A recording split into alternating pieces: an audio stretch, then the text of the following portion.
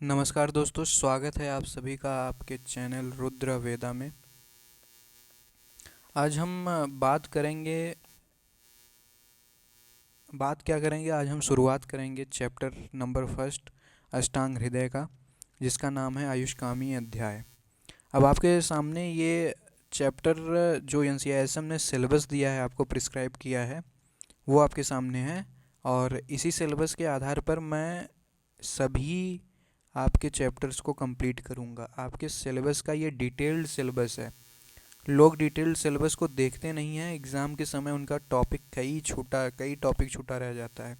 जो सामने syllabus front page पे दिया हुआ है एनसीईआरटी ने, वो सॉर्ट करके दिया हुआ है। और इसमें इसने must know, nice to know, know how सब कुछ लिखा हुआ है। तो मस्ट नो के जो क्वेश्चंस होते हैं, इससे आपके एमसीक्यू भी बनते हैं, इससे आपके एसएक्यू भी बनते हैं, और इससे आपके लॉन्ग आंसर क्वेश्चन बनते हैं। लॉन्ग आंसर क्वेश्चन के 4 क्वेश्चन जो हैं वो मस्ट नो के टॉपिक से ही रहेंगे। बाकी एमसीक्यू में कुछ नाइस टू नो के क्वेश्चन आ सकते हैं, एसएक्यू में एक नाइस टू नो का आता है, बाकी और भी है, डिज़ायरेबल टू नो है, ऐसा भी है, लेकिन मैक्सिमम क्वेश्चन आपके मस्ट नो के होते हैं।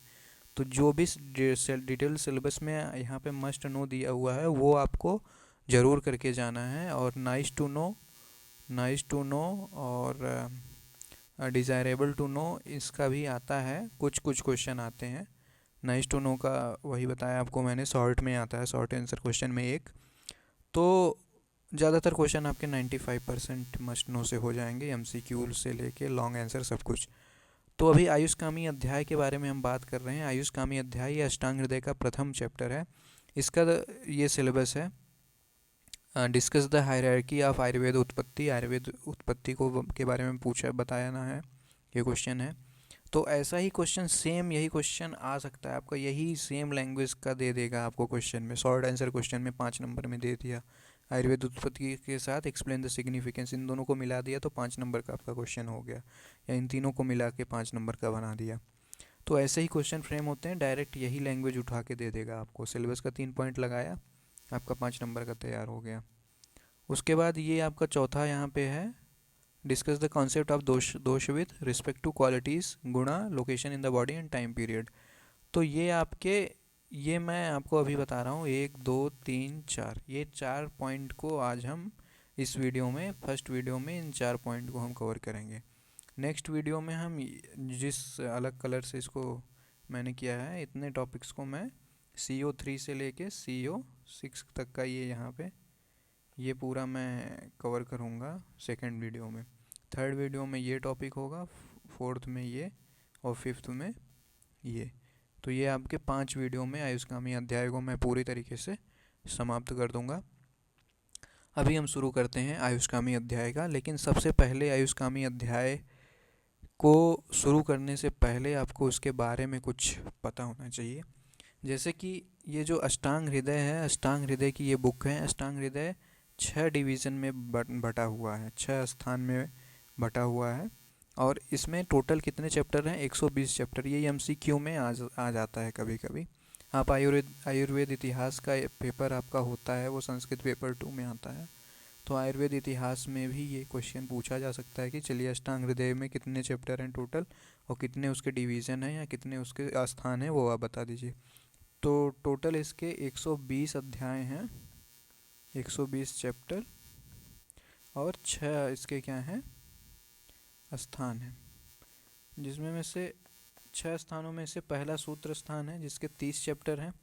दूसरा शारीर स्थान है जिसके 6 चैप्टर हैं। निदान स्थान है जिसके 16 चैप्टर हैं। चिकित्सा स्थान के 22 चैप्टर हैं। कल्प स्थान के 6 चैप्टर हैं। और जो छठवां है उसको उत्तर तंत्र बोला जाता है, उत्तर तंत्र के 40 चैप्टर हैं। टोटल आपके 120 चैप्टर हैं।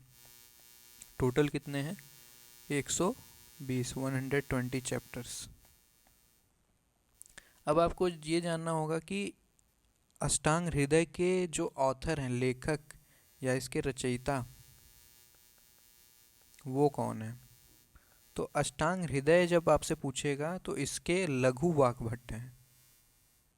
और अगर आपको अष्टांग संग्रह पूछ रहा है, अष्टांग संग्रह के वृद्ध वाग्भट्ट हैं। और ये मध्य वाग्भट और रस वाग्भट भी हैं। ये रस रत्न समुच्चय के लेखक हैं, रस वाग्भट। मध्य वाग्भट रत्न प्रभा कमेंट्री के लेखक हैं। तो लेखक तो नहीं है, known through the commentary of Ratna Prabhava Nishchalkar, ये बहुत ज़्यादा इंपॉर्टेंट ये दोनों नहीं है, आपको लघु वाग्भट और वृद्ध वाग्भट में कंफ्यूज कर सकता है। तो वृद्ध वाग्भट अष्टांग संग्रह के जो है लेखक हैं, ऑथर हैं, और लघु वाग्भट किसके हैं, अष्टांग हृदय के हैं। तो ये हो गया। अब ये चैप्टर शुरू करने से पहले वो जो प्रथम आपका ये पहला टॉपिक था कि पहला टॉपिक आपका है आयुर्वेद उत्पत्ति का के बारे में बताना है। तो आयुर्वेद उत्पत्ति में बताने से पहले आपको मंगलाचरण जानना होगा। मंगलाचरण मतलब जिस संहिता की जब शुरुआत होती है तो मंगलाचरण यानी मंगल आचरण, आप मंगल कामना करते हैं ना, मंगल आचरण, भगवान को प्रार्थना करते हैं, तो वही है। ये श्लोका है, ये रागादि रोगान, ये फर्स्ट है, मंगलाचरण ही आता है।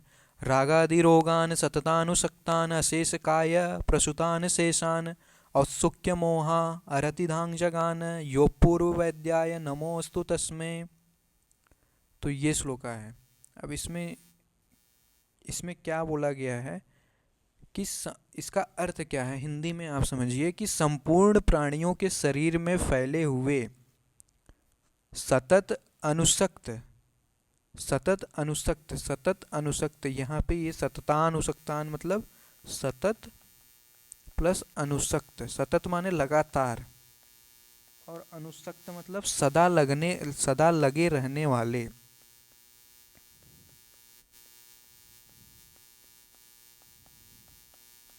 यानी जो हमारे शरीर में सतत अनुसक्त, यानी सतत माने लगातार, अनुसक्त माने लगे रहने वाले, अर्थात सहज रूप में विद्यमान, जो आसानी से हमारे शरीर में विद्यमान यानी उपस्थित रह सकते हैं। औत्सुक्य अशेष काय माने रह सकते हैं, सततान अनुसक्तान अशेष काय प्रसूतान शेषान औत्सुक्य मोहा अरतिधांग जगान यो पूर्व वैद्याय नमो अस्तु तस्मै। औत्सुक्य यानी विषयों के प्रति उत्कंठा, किसी को उत्सुकता, आप समझ लीजिए, किसी भी विषय को जानने की उत्सुकता या उत्कंठा। मोह मीन्स क्या होता है, कार्य अकार्य में भेद न कर पाना या अज्ञान, यानी जब आपको मोह होगा, मोह तो एक अफेक्शन को भी मोह बोलते हैं, बट जब ये उससे भी आप ले सकते हैं, या फिर मोह मतलब अज्ञान को आप समझिए। अरति मतलब ये अरति है, अरति, इसको आपको देखिए संस्कृत जो आपको पढ़ाई जाएगी उसमें ये आपको संधि विच्छेद बताया जाएगा। अरति मतलब बेचैनी, बेचैनी मीन्स एंग्जाइटी क्या बोलते हैं, एंग्जाइटी, इसका प्रोनाउंसिएशन आप देखिएगा, को देने वाले राग आदि रोगों को अशेष रूप में जिसने नष्ट कर दिया हो, ऐसे उस अपूर्व वैद्य को नमस्कार है।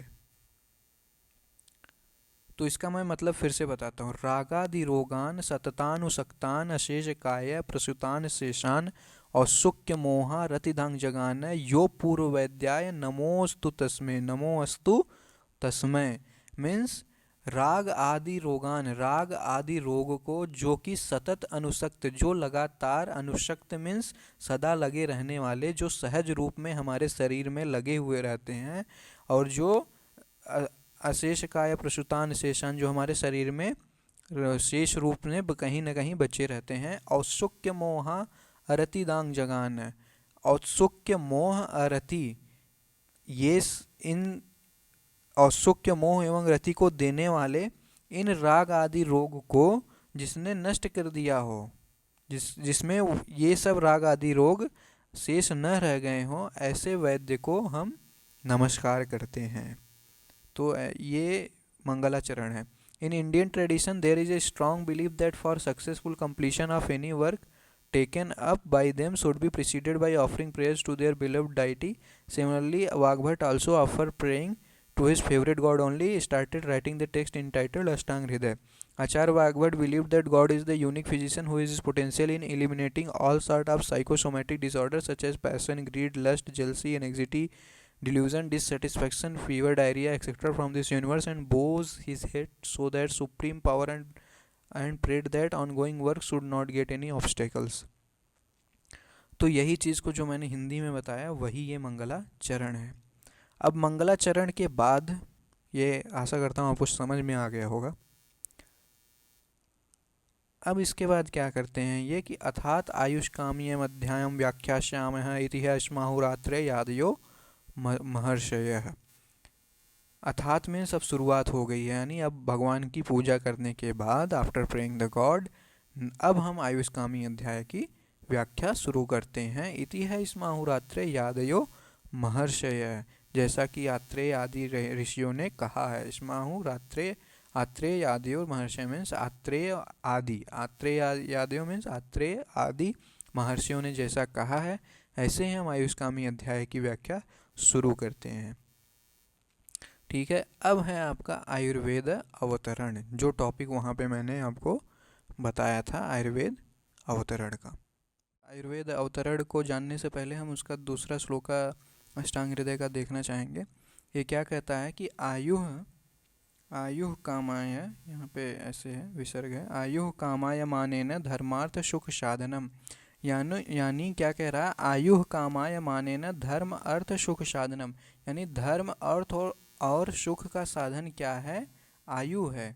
आयुर्वेदोपदेशेषु विधेयः परमादरः, इसलिए हमें क्या करना चाहिए, इस आयु आरोग्य की इच्छा रखने वाले पुरुष को, जो इसकी इच्छा रखते हैं, ऐसे पुरुष को जो इस आयु की इच्छा रखते हैं, उनको क्या करना चाहिए, आयुर्वेदोपदेशेषु विधेयः परमादरः, उनको आयुर्वेद के उपदेशों के प्रति अत्यंत आदर का भाव रखना चाहिए, परम आदर।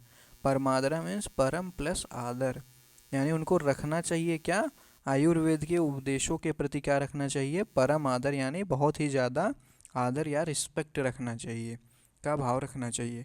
To achieve this 4 aims and objectives of human life, healthy and long life is essentials. Ayurveda teaches us how to lead a healthy, happy and long life. Hence, the persons who desire to achieve the goals of human life should have faith in the teachings of the Ayurveda. ये बात ये कहता है, आपको समझ में आ गया होगा। अब हम आयुर्वेद अवतरण या आयुर्वेदो उत्पत्ति, जो आयुर्वेद उत्पत्ति के बारे में बात किया जाता है, आयुर्वेद अवतरण कहिए या आयुर्वेद उत्पत्ति कहिए, जो आपके सिलेबस में पॉइंट है पहला, उसकी बात करते हैं। ये अब यहाँ का श्लोका आ गया है कि ब्रह्मा स्मृत्वा आयुषो वेदम प्रजापति मजिग्रहत शो अश्विनो तो सहस्राक्षम सो अत्रिपुत्रादिकान् मुनीन् ते अग्निवेशादिकांस्ते तु पृथक तंत्राणि ते निरे तेभ्यो अतिविप्रकीर्णेभ्यः प्रायः सारतरोक्षयः क्रियते अष्टांग हृदयम न अतिसंक्षेप विस्तरम, यानी ब्रह्मा स्मृत्वा आयुषो वेदम प्रजापति मजिग्रहत, यानी ब्रह्मा जी ने आयुर्वेद को क्या किया, स्मरण किया, करके किसे दिया, ब्रह्मा स्मृत्वा आयुषो वेदम, यानी ब्रह्मा जी ने क्या किया, आयुर्वेद को स्मृत्वा, स्मरण करके प्रजापति मजिग्रहत, उन्होंने, ब्रह्मा जी ने किसको प्रदान किया आयुर्वेद का ज्ञान, प्रजापति यानी दक्ष प्रजापति को प्रदान किया। शो अश्विनो तो सहस्राक्षम शो अत्रिपुत्रादिकान् मुनीन्, उसके बाद क्या हुआ, जो दक्ष प्रजापति जी को ज्ञान प्राप्त हुआ, दक्ष प्रजापति ने ब्रह्मा जी द्वारा प्रदत्त ज्ञान को अश्विनी कुमारों, सो अश्विनो, अश्विनो यहाँ पे अश्विनो है, यानी 2 अश्विनी, 2 भाई थे अश्विनी कुमार, 2 अश्विनी कुमार को ज्ञान किसने दिया, प्रजापति, दक्ष प्रजापति ने दिया। अब अश्विनी कुमारों ने यह ज्ञान किसे दिया, सहस्राक्षम, यानी हजारों नेत्रों वाले, सहस्र अक्षम, सहस्र मतलब क्या होता है, हजारों, अक्षम माने क्या होता है, नेत्र, नेत्र मीन्स आइज, हजारों आइज आँखों वाले कौन है, ये सहस्र अक्षम एक पर्यायवाची किसका है, इंद्र जी का, यानी अश्विनी कुमार ने किसको दिया, इंद्र जी को दिया। इंद्र जी ने किसको ये ज्ञान दिया, सो अत्रिपुत्रादिकान् मुनीन्, तो यहाँ पे इंद्र जी ने फिर उसको क्या किया, इंद्र जी ने अत्रिपुत्रादि यानी आत्रेय आदि मुनियों को ये ज्ञान दिया। फिर आत्रेय आदि मुनियों ने क्या किया, ते अग्निवेशादिकांस्ते तु पृथक तंत्राणि ते निरे, आत्रेय आदि जो महर्षि थे उन्होंने अग्निवेश आदि ऋषियों को यह ज्ञान दे दिया। अग्निवेश आदि शिष्यों को जब ये ज्ञान दिया तो वो जितने भी शिष्य थे उन्होंने अपना पृथक तंत्राणि ते निरे, यानी उन्होंने अपना अलग अलग तंत्र बनाया, यानी उन्होंने अलग अलग अपने तंत्र की, यानी समझ लीजिए कि आप ग्रंथ की रचना की। हाँ, तो अगला ये है क्या है, तेभ्यो अति विप्रकीर्णेभ्यः प्रायः सारथ रोगचय क्रियते क्रियते अष्टांग हृदयम न अति संक्षेप विस्तरम। तो आपके सिलेबस का अगला पॉइंट क्या था कि आपको अष्टांग हृदय की विशेषता यानी मतलब उसके क्या है सिग्निफिकेंस बताना है। तो ये श्लोका यही लाइन है जो इसका सिग्निफिकेंस बताता है। अब यहाँ पे ये लाइन जो लघु वाग्भट्ट आप हैं उनको समझ लीजिए कि वो लिख रहे हैं। तेभ्यो, तेभ्यो किसके बारे में बात कर रहे हैं, ये अग्निवेश आदि जो ऋषि थे जिन्होंने अपना पृथक पृथक तंत्र बनाया, अपनी अपनी पृथक पृथक ग्रंथ लिखे, उनके बारे में ये बता रहे हैं। तेभ्यो अति विप्रकीर्णेभ्यः प्रायः सारथ रोगचय क्रियते अष्टांग हृदयम न अति संक्षेप विस्तरम। यानी यहाँ पे वो क्या कह रहे हैं कि उनके अग्निवेश आदि आचार्यों के द्वारा रचित ग्रंथ अति विस्तृत एवं विप्रकीर्ण यानी विषय बिखरे। विप्रकीर्ण मतलब यहाँ पे जो लिखा है विप्रकीर्ण, विप्रकीर्ण मतलब क्या है कि बहुत ही ज़्यादा बिखरे हैं और बहुत ही ज़्यादा विस्तृत हैं। अति विप्रकीर्णेभ्यः प्रायः सारथ रोचय है, वो बहुत ही ज़्यादा बिखरे होने के कारण प्रायः उनके सार भाग को एकत्र करके, जो उनके सार भाग हैं उनको एकत्र करके रोचय रचना की गई है। किसकी, क्रियते अष्टांग हृदयम, अष्टांग हृदयम की रचना की गई है। न अति संक्षेप विस्तरम, जो कि न तो बहुत ही ज़्यादा संक्षेप में है, न अति संक्षेप, न अति संक्षेप विस्तरम। यहाँ पे आपको ये अर्थ ग्रहण करना है, न अति संक्षेप न अति विस्तरम, जो कि न अति संक्षेप, न तो ज़्यादा शॉर्ट में है कि बहुत छोटा कर दिया गया हो, बहुत संक्षेप कर दिया हो, न अति विस्तरम और न ही बहुत ज़्यादा विस्तार में है। तो आयुर्वेद अवतरण को आपके सामने मैं फिर से बताता हूँ कि ब्रह्मा स्मृत्वा आयुषो वेदम प्रजापति मजिग्रहत, यानी ब्रह्मा जी ने आयुर्वेद, यहाँ पे मैं आपको चार्ट के थ्रू बताता हूँ। ब्रह्मा जी ने आयुर्वेद को स्मरण करके दक्ष प्रजापति जी को दिया। दक्ष प्रजापति जी ने किसको दिया, अश्विनी कुमारों को दिया। 2 अश्विनी कुमार थे। अश्विनी कुमार जी ने किसको दिया, सहस्राक्ष, सहस्राक्ष मीन्स हजारों आँख वाली, जो इनको क्या बोलते हैं, इंद्र जी। अब इंद्र जी ने किसको दिया, अब चरक के आधार पे यहाँ पे कई मत हैं, बट आपको ये मेन ज़्यादा ये इंपॉर्टेंट है, याद रखना होगा।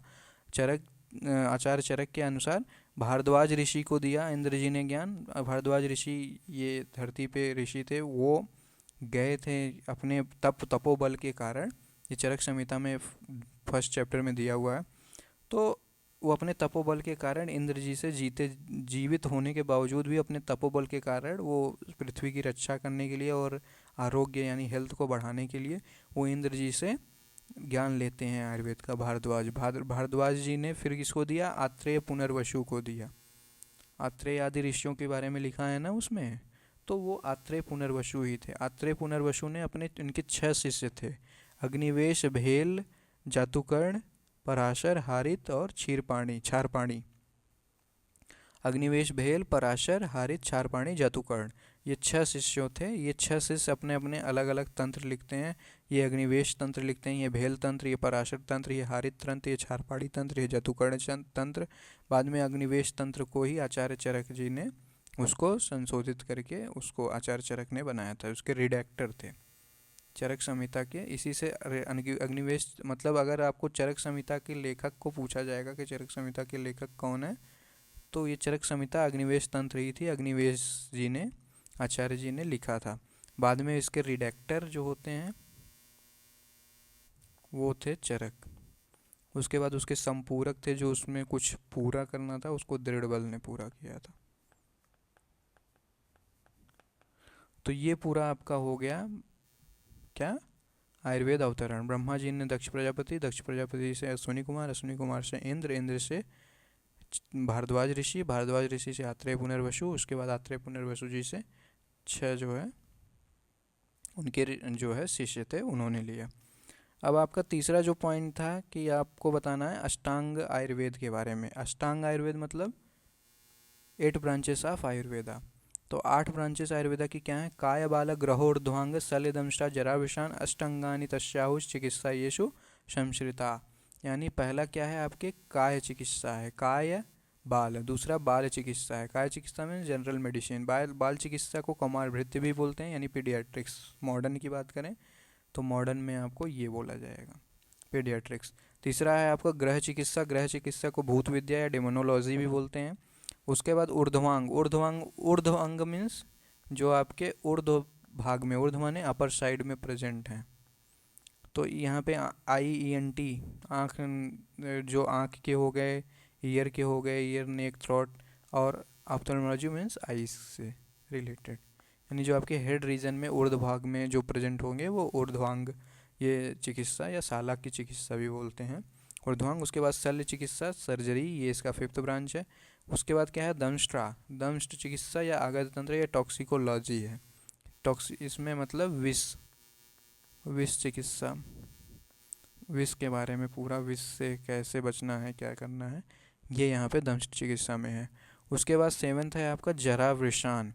जरा या रसायन बोलते हैं, जेरियाट्रिक्स मतलब ये ऐसे रसायन जो आपके, जर मतलब क्या होता है, जरा या जर मीन्स क्या होता है, आपका एज होता है, यानी ओल्ड एज। तो जो आपके ओल्ड एज को कम करते हैं, आपके यौवन को बढ़ाते हैं, आपके यंगनेस, आपको यंगनेस क्या, यंग बोलते हैं आपको, आपके यौवन को जो बढ़ाते हैं, ऐसे रसायनों के बारे में जहाँ है अध्ययन किया जाता है, वो जरा चिकित्सा है। उसके बाद है वृषान मीन्स वृष या वाजीकरण, ये मतलब आपके रिप्रोडक्टिव कैपेसिटी को बढ़ाने वाली जो चिकित्सा है वो वृष चिकित्सा, ये 8th ब्रांच है इसकी, आयुर्वेद की।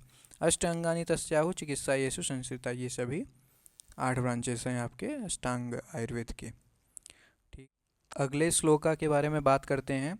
इसमें क्या है, ये डिस्क्रिप्शन ऑफ दोषा, वायु पित्तम कफश्चेति त्रयो दोष समासतः, यानी वायु यानी वात दोष और पित्त दोष और कफ दोष, ये 3 त्रयो दोष समासतः, ये 3 दोष हैं समासतः, मतलब ये यही सम्मिलित होते हैं पूरे आपके जो शरीर हैं उनको, ये इन्हीं तीनों दोषों के मिलके सम्मिलित होकर के बना है, जो कि वात पित्त और कफ है। विकृता अविकृता देहम घ्रंथि ते वर्तयन्ति च। अब यहाँ पे क्या कर रहा है, अगर यही दोष विकृत यानी विशिएटेड होंगे, यानी विशिएटेड दोषास, यानी अगर ये दोष बढ़े होंगे या घटे होंगे, तो ये क्या करते हैं, देहम ग्रंथि यानी देह यानी आपके शरीर को, ग्रंथि मीन्स मारने का काम करते हैं, डिस्ट्रॉय करते हैं, आपके शरीर को नुकसान पहुंचाते हैं, डिस्ट्रॉय करते हैं। और अगर अविकृत कंडीशन में है यानी नॉर्मल कंडीशन में है, ते वर्तयन्ति च, तो ये शरीर की रक्षा करते हैं, शरीर को नॉर्मल इक्विलिब्रियम स्टेट में रखते हैं। तो ये इस श्लोक का मतलब था। Briefly saying, Vata, Pitta, Kapha are the 3 doshas. Functional units are biological forces which are existing in the body. These 3 doshas keeps the body in the healthy condition when they are in equilibrium state and causes diseases in the vitiated state. तो यही जब अविकृत अवस्था में होंगे तो आपके body को equilibrium state में रखेंगे, और जब ये विकृत अवस्था में होंगे तो ये आपके बॉडी को क्या करेंगे, डिजीज़ कॉज करेंगे। ग्रंथि माने डिस्ट्रॉय करते हैं, मारते हैं, ठीक है, यानी ये जब रोग का कारण बनेंगे अगर ये विकृत अवस्था में होते हैं तो। अगला श्लोक क्या है कि साइट्स ऑफ वात पित्त एंड कफ, ये आपके सिलेबस का पॉइंट था। ते व्यापिनो अपि हृन्नाभ्यो अधो मध्यो ऊर्ध्व संश्रय है। ये जो तीनों दोष होते हैं ये वैसे तो पूरा शरीर जो है वो वात, ते व्यापिनो अपि, ये तो हर जगह व्याप्त होते हैं, व्यापिनो अपि मीन्स व्याप्त, हर जगह स्प्रेड होते हैं, हर जगह फैले हुए होते हैं, यानी पूरी आपकी जो शरीर है वो इन 3 दोषों से मिलके ही बनी हुई है, वात पित्त और कफ से।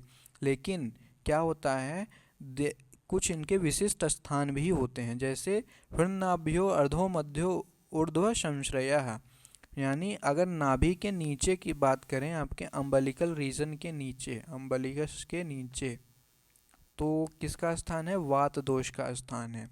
हृदय एवं नाभि के मध्य हृन्नाभ्यो अर्धो मध्य ऊर्ध्व संश्रय, यानी हृदय एवं नाभि के मध्य में बात करें, ये आपका हृदय है, हृदय का स्थान है, और ये नाभि है, इसके मध्य में आपका आमाशय सब रहता है, तो ये किसका स्थान हो गया, पित्त का।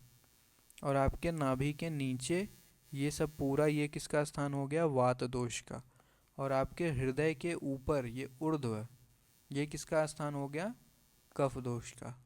तो यही यहाँ पे लिखा हुआ है, हृदय के ऊपर कफ दोष, हृदय एवं नाभि के मध्य में पित्त और नाभि के नीचे वात।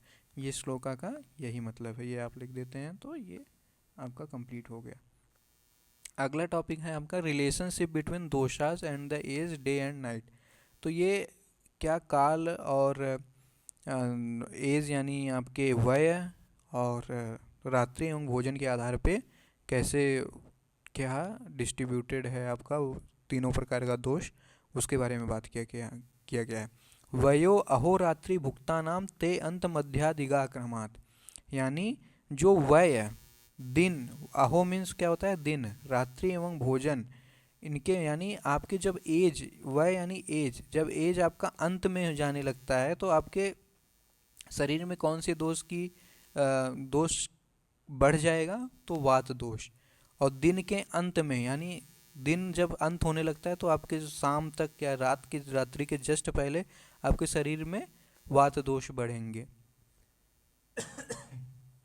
और यही अगर आप मिडिल एज में हैं, मध्य में हैं, अपने वय मीन्स क्या होता है, एज होता है, तो आपके मिडिल एज में क्या होता है, पित्त दोष आपके शरीर में बढ़ा हुआ रहता है।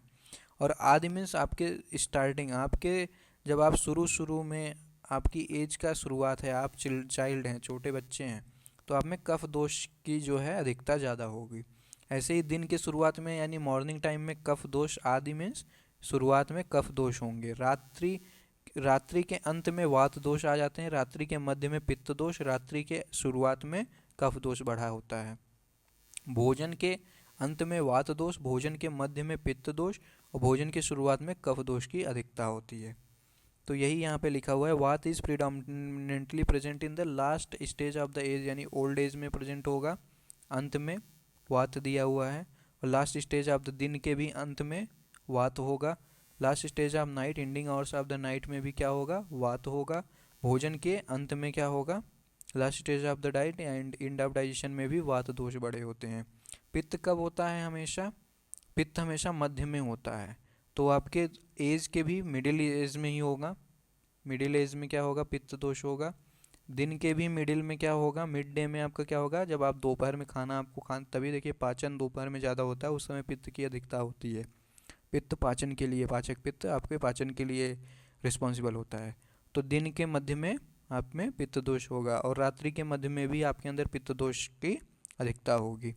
और middle stage of the diet, यानी जब मध्य आप भोजन के मध्य में होंगे तो भी आपका पित्त दोष की अधिकता होगी। और सभी चीज़ के आदि में, यानी first stage of the age यानी चाइल्डहुड में, मॉर्निंग आवर्स में, starting of the night hours में और बिगनिंग ऑफ द डाइजेशन में क्या होगा, कफ दोष की अधिकता होगी। इसलिए छोटे बच्चों को हमेशा कफ की अधिकता होती है, तो उनको कफ सामक चीज़ों को सेवन कराया जाता है।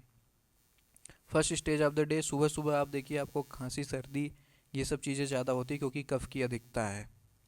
ठीक है, तो ये उसके बाद जब रात्रि शुरू होने रहती है फिर भी आपके अंदर कफ की अधिकता होती है।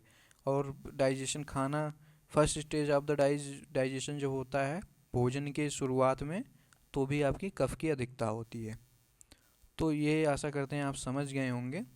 ये यही एक श्लोक बोलना चाह रहा है, ये एक लाइन में आप समझ सकते हैं कि जब भी कुछ भी होगा, वय, दिन, रात्रि एवं भोजन, इनके अंत में वात, मध्य में पित्त और आदि में कफ की अधिकता होती है। ऐसे आपको मध्य में हमेशा पित्त रहेगा, अंत में हमेशा वात रहेगा। त से त याद रखिए, अंत में वात, मध्य में पित्त, त तो यहाँ भी है लेकिन अंत से वात, मध्य में पित्त, पित्त हमेशा मध्य में रहता है, वात पित्त कफ आप लिखिए, अंत मध्य, आदि लिख दीजिए। तो यानी ऐसे आप इसको याद रखेंगे। तो आज का वीडियो यहाँ पे समाप्त होता है। ये फर्स्ट पार्ट था आयुष्कामी अध्याय का। अभी मैं इसमें और सुधार करूँगा। आशा करते हैं आपको समझ में आया होगा। जो आपको डाउट हो आप इसको कमेंट में लिखिए। बहुत बहुत धन्यवाद आपका।